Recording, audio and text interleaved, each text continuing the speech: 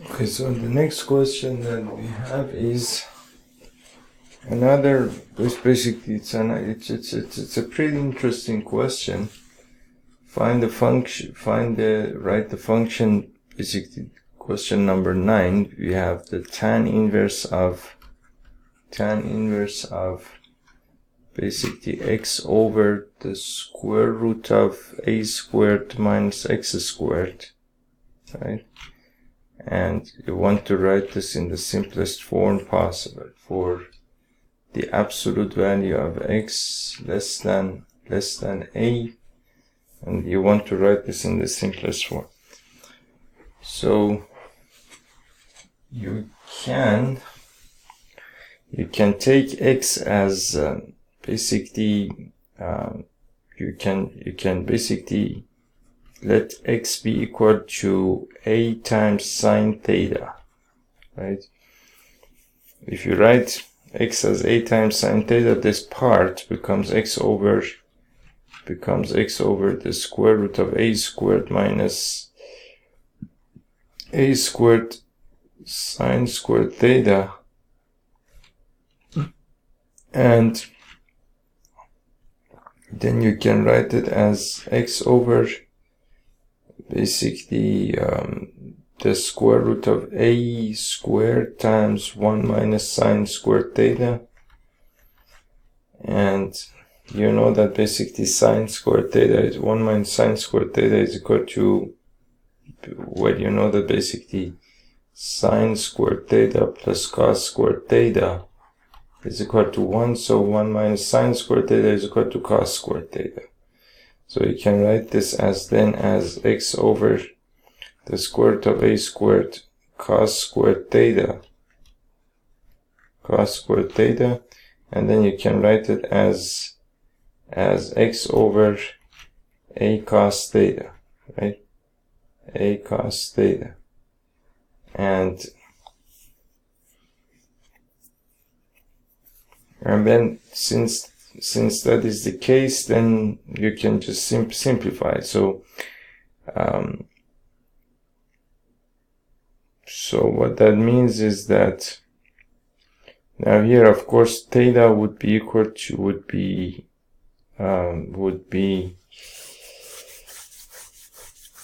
sine theta is equal to x divided by sine theta would be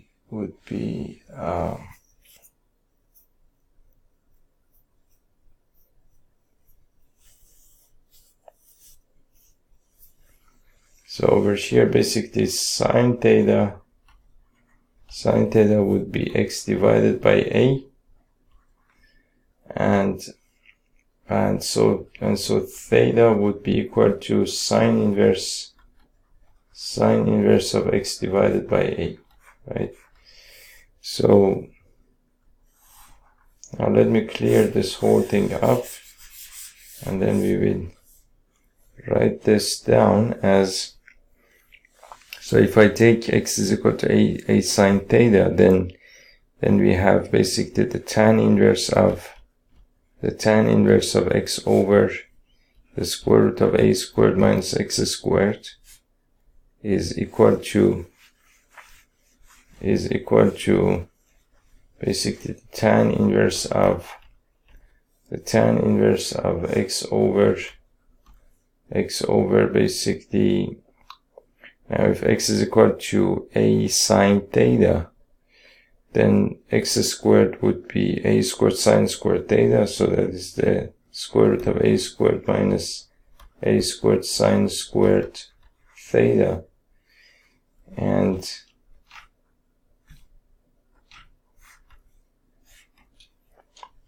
so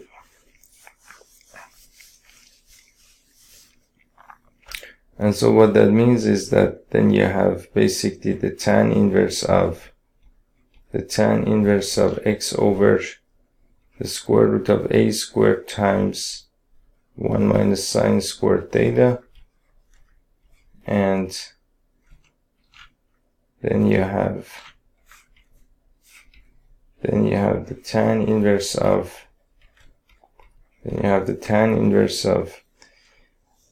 basically x over the square root of a squared times cos squared theta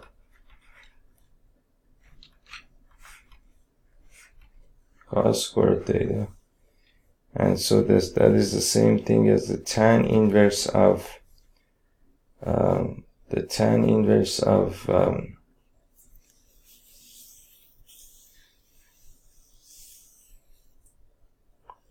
you have the tan inverse of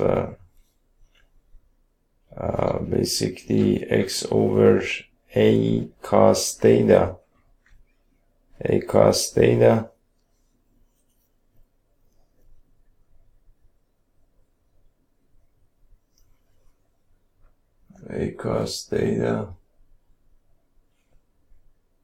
and of course x, we said that x is equal to a sine theta, right? So I can write this as the tan inverse of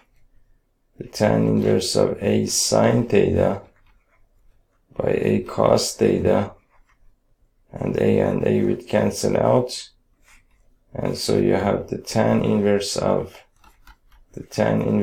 basically tan theta, which is equal to theta. Now theta over here, we said that it's equal to sine inverse of x by a, which is equal to the sine inverse of x by a.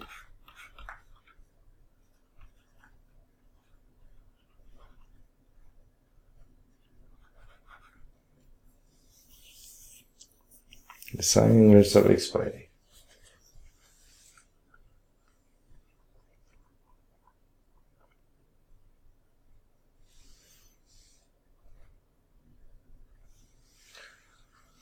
So question number 10.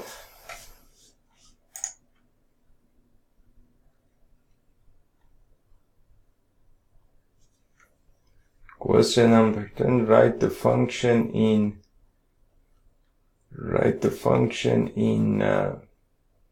basically you have tan inverse of, this is question number 10. Question number 10. So you have basically tan inverse of, you have the tan inverse of 3a squared x, minus x cubed over a cube minus 3 times ax squared for a greater than 0 and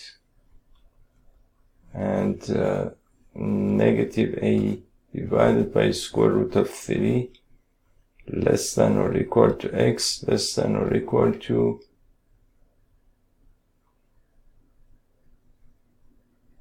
I think it's supposed to be less than or equal to a over square root of 3. I need to find some way in order to rewrite this. 3a squared x minus x cubed, a cubed minus 3a squared, 3ax squared. 3a squared x minus x cubed, a cubed minus 3ax squared. Let me see. Okay, so about this example, so basically you know that tan of 3x, is equal to 3 times tan x, minus tan cube x, whole over 1 minus 3 times tan squared x, right? So if I take x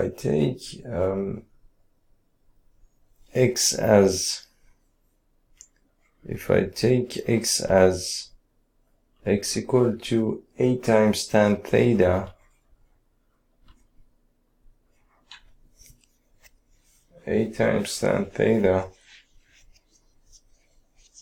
we will have basically the tan inverse of so over here we have x is equal to a tan theta, so you have 3 times a squared times a tan theta minus x cubed would be a cube tan cube theta, and then you have a cube, which would be basically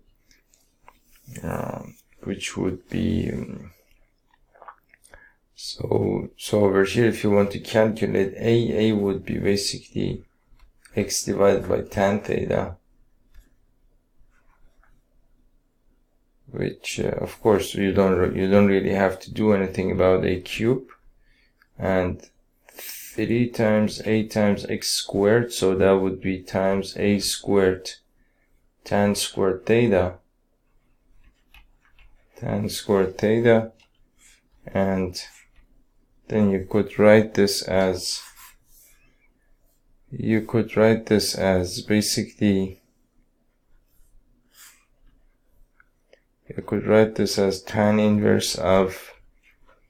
tan inverse of basically 3 times a cube tan theta minus a cube tan cube theta over a cube minus 3 times a cube tan squared theta, right?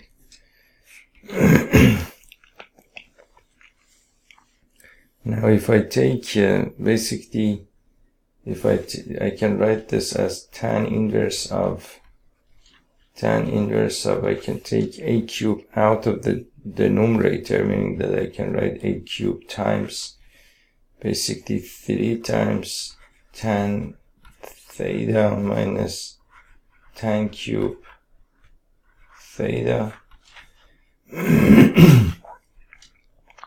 and then in the denominator I can write a cube times 1 minus 3 times tan squared theta, right? So I can write it this way, and then I can cancel these two out, so I'll be left with tan inverse of 3 tan theta minus tan cube theta over 1 minus 3 times tan squared theta. So that is the same thing as tan of 3 theta, right? So that is the same thing as tan inverse of tan 3 theta, which of course is equal to 3 theta. Now theta over here is equal to basically we said that we would take x, basically sine of theta would be equal to x divided by a, which means that theta is equal to sine inverse of x divided by a, if I'm not mistaken. No, I'm talking about something else. No, I'm sorry. So we are talking about this problem. So then basically over here we have the same thing essentially. So tan of theta is equal to x divided by a. So then theta is equal to tan inverse of x divided by a, right? So that's 3 times tan inverse of x by a, and I think that's the simplest form of this problem. Okay. Now the next question that we have here is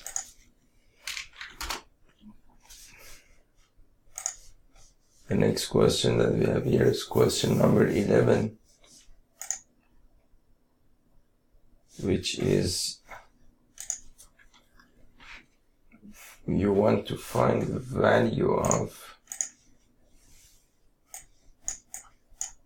there is a couple of basically exercises where you want to find the values of each of the following. So number 11, you want to find the value of tan inverse of 2 times cos of 2 times sine inverse of 1 by 2.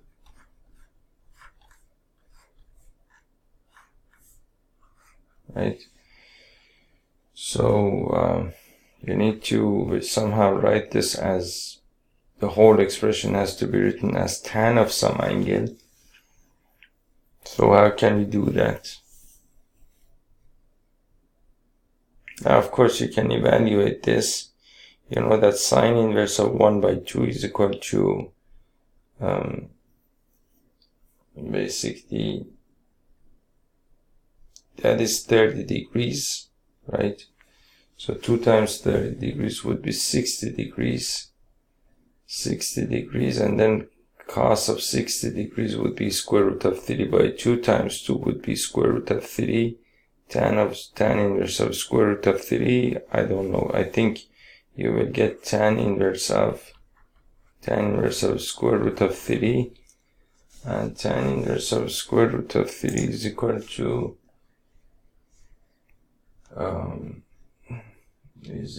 to where is the,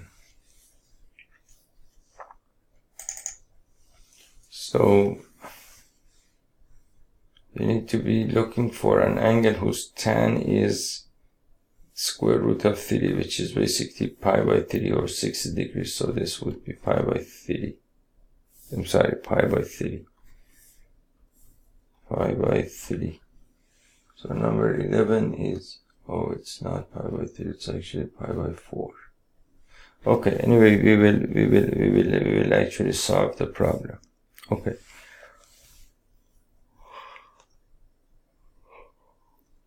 Now, basically, to solve this problem, you have to start from the inside and then go outside. So you can write this as basically sine inverse of 1/2 is equal to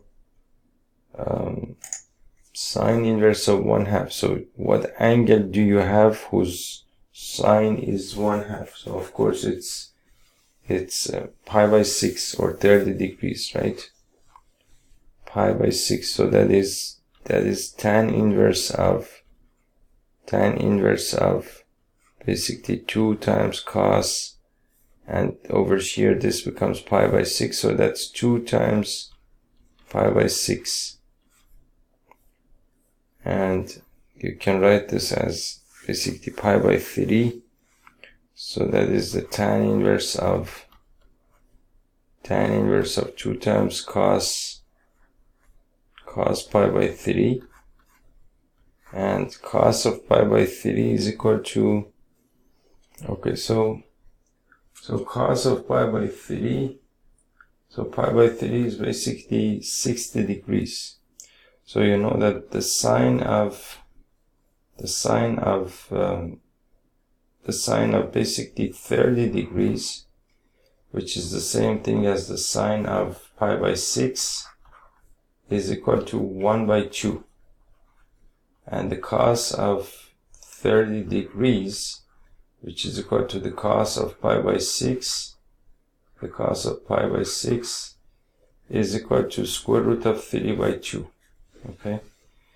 Now, when it comes to now, if you want to calculate the sine of pi by 6, the sine of, I'm sorry, pi by 3, if you want to calculate the sine of not 30 degrees but 60 degrees, which is equal to which is equal to the sine of basically pi by 3, that is equal to that is actually equal to the cos of 30 degrees. That is actually equal to the cos of 30 degrees, and which is equal to basically square root of 3 by 2. And also the cos of 60 degrees, which is equal to the cos of basically pi by 3, is actually equal to the sine of 30 degrees, which is equal to the sine of basically pi by 6, which is equal to 1 by 2, right? So which means that the cos of pi by 3, which is the cos of pi by 3 is equal to 1 by 2. Now 2 times 1 by 2 is equal to 1.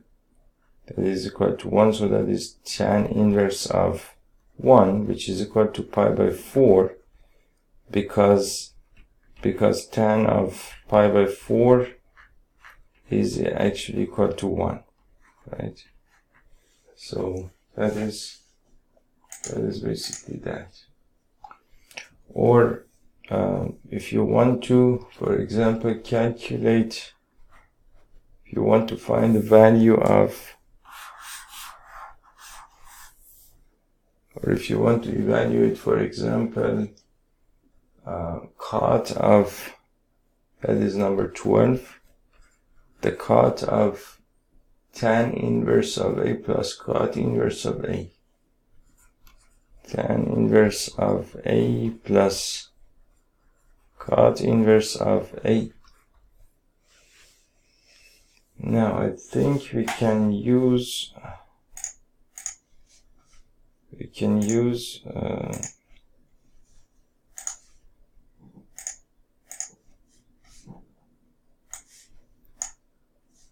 not this one.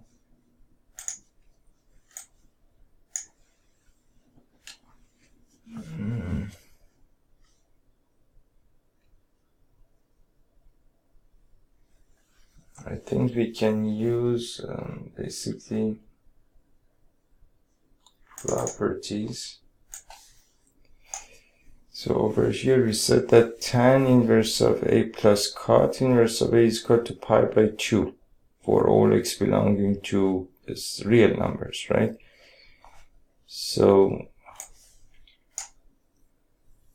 then I can write this as basically the cot of, now I know that basically the tan inverse of x, I know that the tan inverse of x plus cot inverse of x is equal to pi by 2 for all x belonging to R.